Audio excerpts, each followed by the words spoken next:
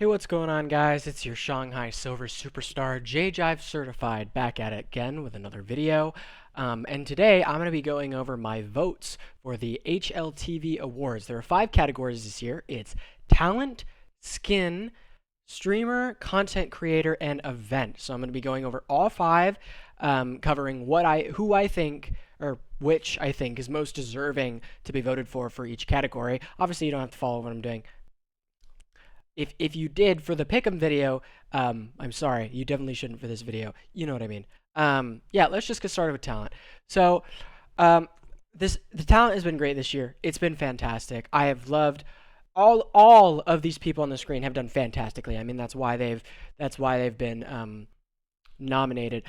Personally, I kind of wish Maui Snake was on this list. I know that he was only active for the latter half of the year, but his comeback, his recovery as an analyst, I think has been amazing. He's been doing really well. He did a great job at the major. Subtle shout out to Dust, by the way. Usually when you have people that don't do that many events and kind of come in and do one, right, as is pretty common with the tier 2 and tier 3 events, right? Usually we have random people come in, they don't do that well, right? They don't know that much. They're not very good at speaking, right? They're not very entertaining, right? They don't do as well as they could. And Dust actually killed it. He knocked it out of the park at the major. There were a lot of times that I would expect him to say something that I was like, oh, that's really weird. But honestly, everything he said, I was like, okay, that's actually incredibly insightful. And I'm glad someone said it, because that's actually a really good point that I didn't even think of. Now, the whole like weird pronunciations thing, like Ziwu and whatever the other, there were a ton of weird names that he just mispronounced for absolutely no reason, which was weird. But other than that, Dust actually did a really, really good job. So I'm kind of wishing he got nominated, but whatever. All these people did amazingly. I'm a big Pimp fan, but I don't think he did enough this year. Banks is obviously amazing. Freya and Stunna are both fantastic. The best desk hosts in Counter-Strike, but I don't think they did enough events. Harry and Hugo are great. They're great fun to watch. They're fantastic. I think they're the penultimate Pro League casters. Unfortunately, I feel like it's hard to rein in their tone sometime. I understand that Counter-Strike is all about having fun. I mean, don't get me wrong. I'm really sad that ESL Pro League is changing, because I really liked the laid back of it. It was my favorite tournament in Counter-Strike. But sometimes you got to lock in, right? And I feel like Harry and Hugo maybe had that problem sometime. I don't know. You can call me wrong in the comments. I just feel like that was a problem sometimes. But don't get me wrong, I love them. And I love when people are able to do that, are able to be relaxed, but sometimes you got to be like, okay, just lock it in, guys. Henry G is amazing, one of the best casters in the history of Counter-Strike. I just don't feel like he did enough this year. Scrawny and Launders are fantastic, but yet again, I don't know if they did. I can't say that they did enough this year. Same with Yanko. Yanko's a great analyst, but I don't know if he did enough this year. And then Machine Sponge and Moses are just fantastic. Honestly, I think it comes down to Sponge or Moses, because they've both been fantastic casters. They've done a ton of events this year. They both did the major, and they're both a part of Talking Counter, the biggest podcast in Counter-Strike right now. It's fantastic. You should go listen to it if you haven't gotten the chance. And they were both great at Pro League, fantastic at Pro League. But honestly, I'm gonna say this: of all the talent members present here, I've got to give it to Sponge. Sponge did a fantastic job. Wait, hold on, this isn't multiple selection, right? Okay, just make sure. Yeah, Sponge definitely, of all the people, he did a fantastic job. He was so much fun to watch at Pro League. So much fun. The Falcons Team Talk parody that he was in was fantastic. No one wants to hear his Australian accent. Yeah, like that was so, bro. I laughed every time that skit got played, bro. So funny, bro. Sponge is literally amazing. Him and that what was it? The Fight Club parody where he's like screaming at the monitor. That was also hilarious, right?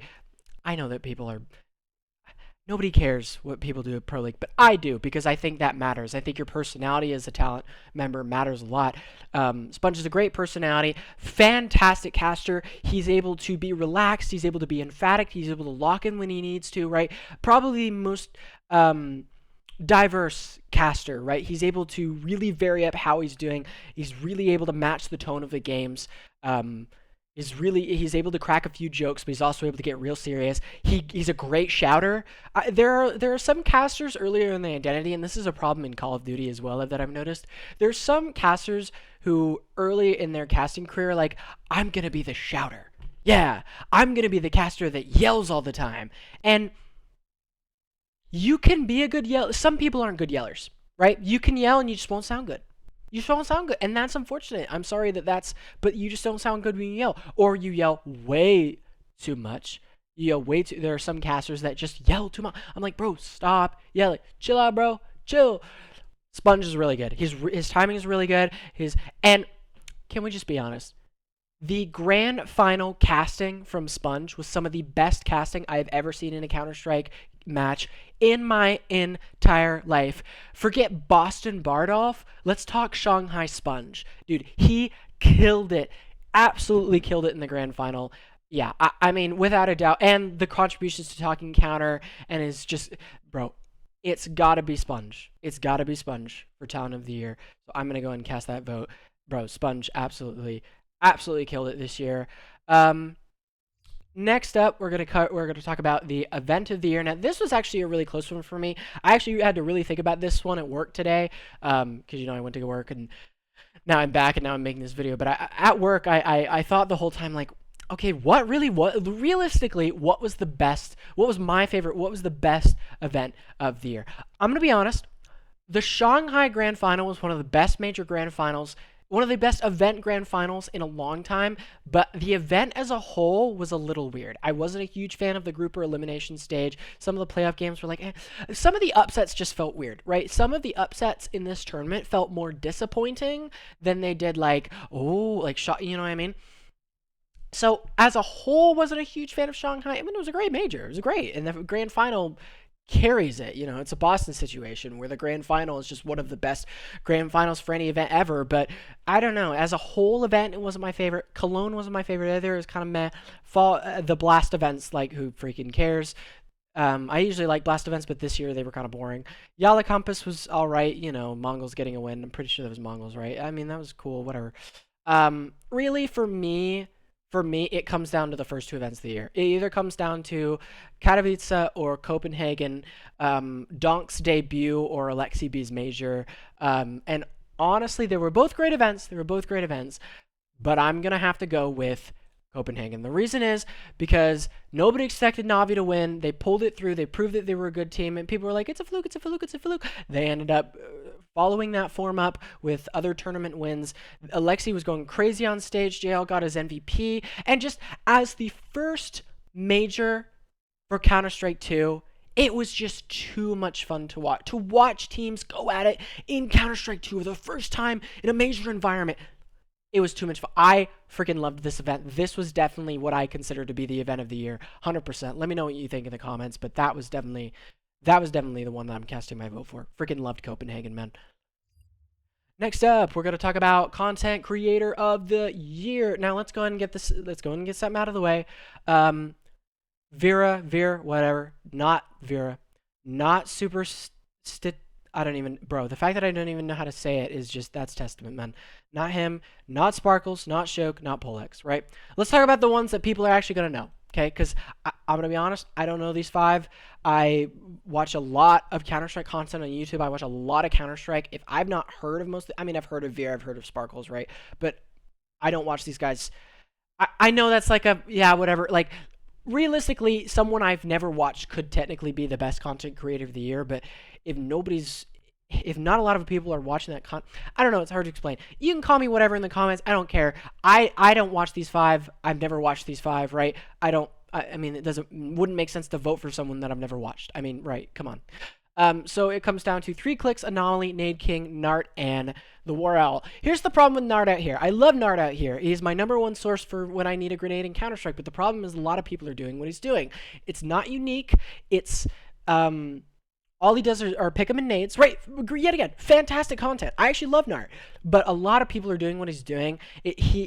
He's got a niche, and he's at the top of the niche, but he's got a lot of competition, and it kind of just feels like a sea of nade lineups, right? He's more of a resource, right? If I need a nade, I'm going to go to Nart out here. But I'm not always like, oh, I can't wait for Nart to post a gameplay video or something. Like, no, he's a resource, right? And he's a great resource, but I don't know. It's hard to vote for him as creator of the year. Very helpful creator, very helpful creator. Um, but I wouldn't feel comfortable as a personality voting him creator of the year. I hope you guys understand what I'm saying. Nade King had some fantastic videos this year. If I remember correctly, I don't feel like he posted a lot of videos. So that kind of, for me, is just kind of whatever. Anomaly, I don't feel like was super active this year. Plus, Anomaly is more of a streamer nowadays than he is a content creator. I mean, I know he posted content, and as a content creator, I actually love his videos. He does a lot of good stuff. But this year, I felt like he was a little quiet, a little more drama-y than, actually fun stuff. I don't know. I love Anomaly, but I don't think he was deserving this year. So it comes down, for most years, right? It comes down to 3 Clicks Philip or the War Hour. And honestly, this is what it comes down to. So 3 Clicks, sorry, let me rephrase. So the War Owl's content, War Owls, obviously both these guys as individuals are fantastic. They're super fun to watch. The War Owl derives most of his content historically from interactions with other players versus 3 Clicks Philip, who is the crazy man in the padded room rambling about CS, right? Those 3 Clicks is an individual creator. He creates his own content versus where War Owl gets most of his content from other people. And War Owl is he's a good talker. He's a good analyzer, right? I think the things that he talks about are fun and entertaining, but some of War Owl's best videos ever are the challenges, are the Counter-Strike but it's blank, right? Those are what the War Owl is known for. That's what he is like the best at. The absolute best at is the player interaction. I would rather watch the War Owl interact with players than anyone else on this list, right? Here's the problem, and this isn't his fault. But Counter-Strike 2 is in a rough place when it comes to customization, when it comes to custom maps, when it comes to custom modes, servers, all that stuff, and that is hindering the War Owl's content. He's not able to make as many of those videos. He did make some, and they were fantastic. I watched them. They were great. I loved them. But he wasn't able to do as much, and he wasn't able to get as creative as usual, which is unfortunate, and it's not his fault. It's just the way it panned out for Counter-Strike 2 versus 3 Clicks Philip. 3 Clicks Philip has some fantastic documentary or analysis videos or whatever you want to call them. I love that 3 Clicks Philip is going into his like I'm actually insane arc. Like he's actually losing his mind, and it's really fun to watch. Plus the absolute genius of 3 Clicks writing the line with AI is, bro, it is so fun. I don't know if you've noticed this, but he's never, well, at least I don't think, he doesn't use AI, as far as I'm aware, to write his scripts, right? He's been writing his own scripts for as long as he's been around. He doesn't need AI to do that. But every once in a while this year, he's been throwing in instances where he will say a word or a line wrong on purpose to make it sound like AI wrote it, if that makes sense. Like, for example, in his Basalt video that he posted couple days ago or last week or whatever, I watched it, and there's a moment where he's talking about these stones for this path on Basalt. I don't know how to describe it, but it's these stones. And he's talking about the Counter-Strike Go version, the second one, the Sunny version, and he's talking about their color, and he says, oh, the color of these stones, they really poop. Obviously, he means they really pop, but he does that a lot. At least one time in every video, he throws in a script error on purpose, and it's hilarious. I love it. I like that he's using AI, but I like that he's not depending on it either. And he's proven it. He's posted the same video, the whole, like, what was that one video he did? Like, if something didn't exist, CS2 didn't exist, I think. I don't remember. But he did an AI version, he did a not AI version. Both were great. But he's talked about this year, like, hey, there's a way to use AI in an artful way that helps your content without taking away from it and without relying on AI. Because that's what people are afraid of, is the reliance on AI, not the use of it. And so I just think he's good. And his like Basalt video where he was like, and here's a picture of an AI generated kitchen just to make everyone mad. Moving on, and that was it, bro. That was hilarious. 3 Clicks Philip is so funny. He is the great side of Counter-Strike, bro. I'm going with 3 clicks Philip for the year. He just had a great year. He just had a great year. Counter-Strike 2 gave him so much content to talk about, so much stuff. And granted, it gave War a lot of content, but not the kind of content that he's so well known for. So I have a feeling, depending on how next year goes, depending on how the custom content creation goes, I think War will have next year in the bag, right? I think he will. Just based on who War is and the content that he makes, next year should be his year if Counter-Strike 2 gets the improvements it needs. But for this year, I think 3 clicks Philip knocked it out of the park. Okay, talking about streamer of the year, we're gonna do the same thing we did last time. I'm just gonna knock out people that I don't know. Root the Gamer don't know. Jaxie don't know. Isaac don't know. I know who Galez is, but you know I'm American, so I don't watch Galez. Forgy, I don't know who that is. I know who Dima is, but I don't watch a lot of Dima. I know who Onkare or whatever, but I don't watch him. So really, for me, it comes down to Stewie, Onapixel, and Flum. And I'm just gonna say it right now. It's not Stewie. Stewie is a fun streamer to watch, but he's not super interactive, and he's just a gameplay streamer, right? And that's not a bad thing. That's not a bad thing. I love Stewie. I like watching Stewie. I watch Stewie all the time. And people have said like, oh my gosh, Stewie's so mean. Oh my gosh, he's so, like, why was he even nominated? He's like such a jerk. He's not a jerk, bro. You probably just said something dumb, right? That's just kind of, if you said something dumb, he's going to call you out on it. I mean, he's just abrasive. And people are like that, and you have to be okay with that. That may not be your style, but like, he's not a jerk, man. He's not a jerk. Anyways, I'm gonna say not Stewie, just because of I'll be honest, it's a little surprised he got nominated, but not for the reason that other people said, but just because like he's not a super high pro. Like Stewie is the same kind of stream as like a Freakazoid or a Coop, and honestly, I think Freakazoid and Coop are more interactive. They're more expressive, right? No offense to Stewie, I would rather watch a Cooper of a Freak stream over a Stewie stream. Granted, I love Coop and Freak. I think they're fantastic. 2 of my favorite streamers of all time, honestly. If either of them were on here, it would be a much more difficult decision. So for me, it comes down to Flum or Onapixel. And here's the thing.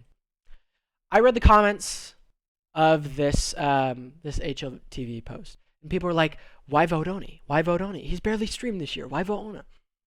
Dude, I understand that Flum's been on the grind. I understand that he's been going nuts. And I understand that he's like literally the leader of North America right now. Like, for that, I extremely appreciate Flum. I love Flum. I watch Flum all the time on the daily, right? But Ona did something for the scene that we've never seen before and we'll never see before. We'll never see again. Creating his own team, getting himself involved in Counter-Strike. Watching Drillaz play was one of the highlights of my year. Watching the Drillaz, watching that process was just so much fun. And Ona has so much passion, and the sticker craft stuff early in the year. Like, bro, Ona brings so much to the scene. That no other streamer can right now. I'm going to go Onapixel because his contribution to the scene as a whole, as a content creator, the fact that as a streamer, he has had the impact in the scene that he has is just unprecedented. It will never be seen again.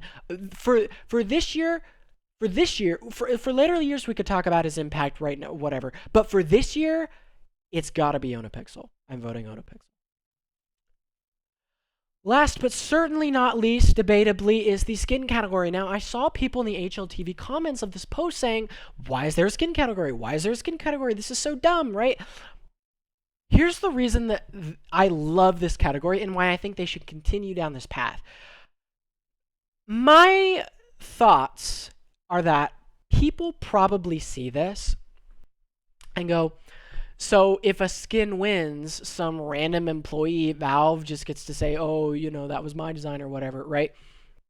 I have a feeling that some people think most of the skins, if not all the skins, are developed by Valve. I don't think a single one of these skins is developed by Valve. Not one. Not one.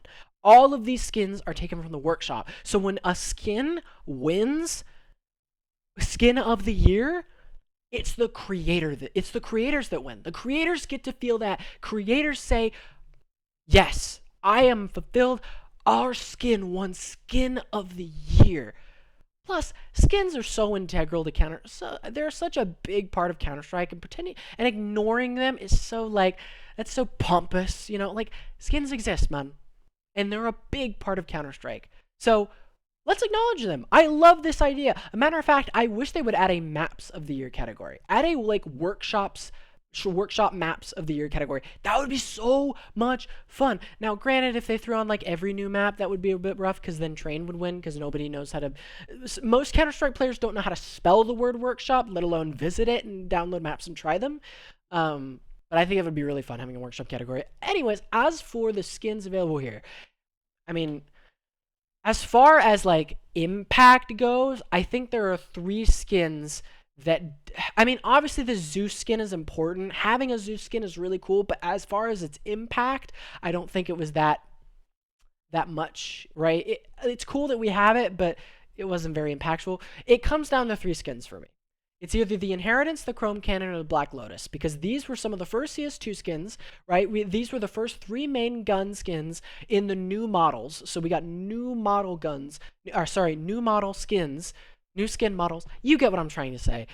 Yeah, these 3 skins were really important. We've seen a lot of player use these. Rigon's iconic Black Lotus with the Lotus stickers over the Cologne 2014 Holo Dignitas, right? That's an iconic skin. The Chrome Cannon has been used by a lot of pros this year. Boomich used it early in the year when it first came out. Brokey was using it at the Shanghai Major in the Grand Finals. Dexter, I think, mains, or does Dexter main the Krakow? I don't remember. I'm a little surprised the Krakow's not on the list. I'm not gonna lie. I've seen a lot of Krakow, or however. I'm surprised they didn't make this list. But the Chrome Cannon, for me, I think the most important skin this year, and the one I'm voting skin of the year, is the AK-47 Inheritance. And the reason for this is we've seen this skin a lot in both pro play and in pugs. This skin is just clean. It's just clean. It looks nice with the new models. It looks great with stickers. I mean, who can forget Mobs MD's AK-47 Inheritance with the like ancient ritual sticker, I forget what that's called, at the front, and the 3X foil Boston 2018 XMS stickers. Like, that's the AK that Mobs got famous with. He didn't get famous with his 4X flipside Katowice 2015 Holo, whatever that green AK is called, I don't remember at the moment. He didn't get famous with that. No, he got famous with the AK-47 Inheritance. That's the thing that, I mean, obviously, Mobs propelled himself into fame, right? Not his AK. But, like, this was the tool he used, and I hope he still has it. This was the tool he used to prove, he beat G2 on Ancient, proved that he was the best Ancient player in the world with the 47 Inheritance. We've seen it a lot more. It's a lot more iconic. It's extremely important. I'm going to go with the Inheritance on this one. So with that being said, those are all my votes cast for the HLTV Awards. I hope you did enjoy. If you did, make sure to like, make sure to subscribe, leave a comment down below. Let me know what your votes were for the HLTV Awards down below. Let me know if you think I'm an idiot. Let me know if you don't. Let me know if you agreed or disagreed. And with all that being said, I hope you guys have a great day, and this is Jay out.